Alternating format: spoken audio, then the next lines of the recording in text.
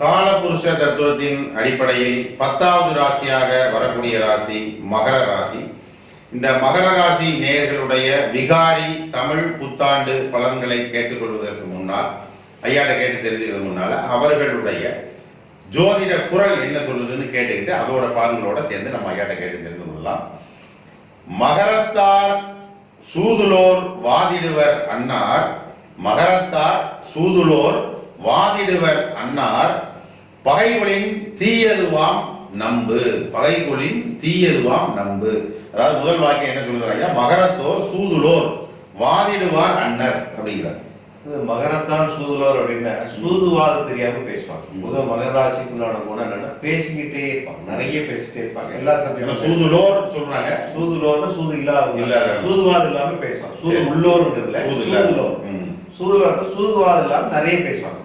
பொதுவாக இந்த மகர ராசிக்கு எந்த மாதிரி தொழில் அமைப்புகள் இயற்கையா அவங்க இருக்குன்னா, மார்க்கெட்டிங் ஃபீல்டு ரொம்ப நல்லா இருக்கும், டீச்சிங் லைன் நல்லா இருக்கும், வாதிடக்கூடிய வக்கீல் தொழில் நல்லா இருக்கும், சுத்தக்கூடிய மார்க்கெட்டிங் தொழில் சிறப்பு. மகரத்து மாதிரி தான் இருப்பாங்க மேக்ஸிமம்.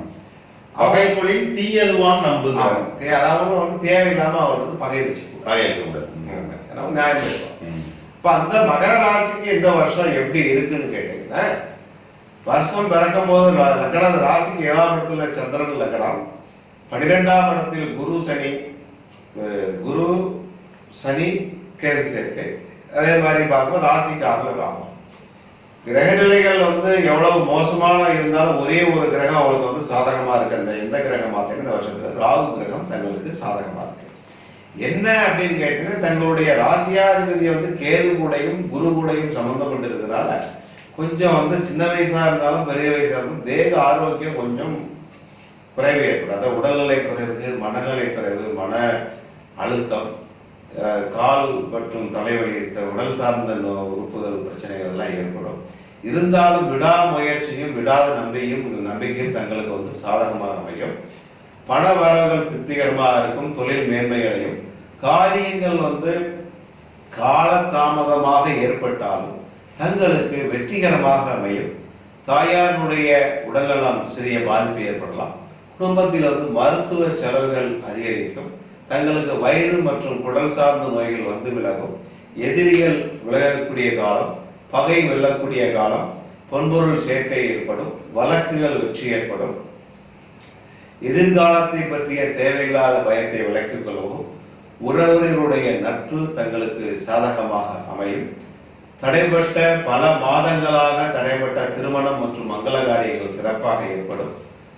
இந்த வருடம் பார்த்தீங்கன்னா கொஞ்சம், அதாவது மோசமான வருடம் என்று சொல்ல முடியாது, ஒரு 60% தங்களுக்கு வந்து சாதகமா உள்ள வருடமாக அமையும். 60% சாதகமான பலன் சொல்லியிருக்கு. இப்போ மகர ராசி பார்க்கும்போது நிறைய சனி பயிற்சி ஆகும்போது புத்தகங்கள் பார்த்தீங்கன்னா அவங்க 7.5 சனி அப்படின்னு சொல்லி 7.5 வந்து 4 சனி இருக்கு. ஆமா, 7.5 சனியில வந்து பொங்கு சனி, மங்கு சனி, மரண சனி, 4 சனி அந்த மாதிரி இருக்கு. இப்போ இந்த 7.5 சனி மகர ராசிக்கு நடப்பதனால அவங்க எந்த தெய்வத்துக்கு இந்த மாதிரியான என்ன கிழமையில வழிபாடு?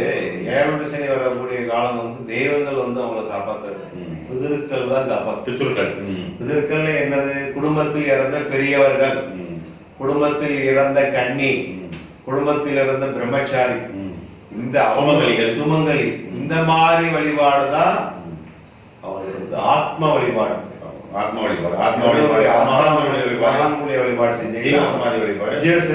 சித்தர்கள் வழிபாடு. மகர ராசி நேயர்களே, நீங்கள் வந்து இறந்த முன்னோர்கள் வீட்டில் இறந்த கன்னி, சுமங்கலி மற்றும் தாத்தா பாட்டி அவங்களுடைய நினைச்சு சனிக்கிழமை வழிபாடு செய்வது, உங்களுக்கு சித்தர்கள் மகான்கள் ஜீவசமாதி வழிபாடு செய்வது உங்களுக்கு 7.5 சனியுடைய தாக்கம் குறைக்கும் என்று ஐயா சொல்லியிருக்காங்க. நன்றி, வணக்கம்.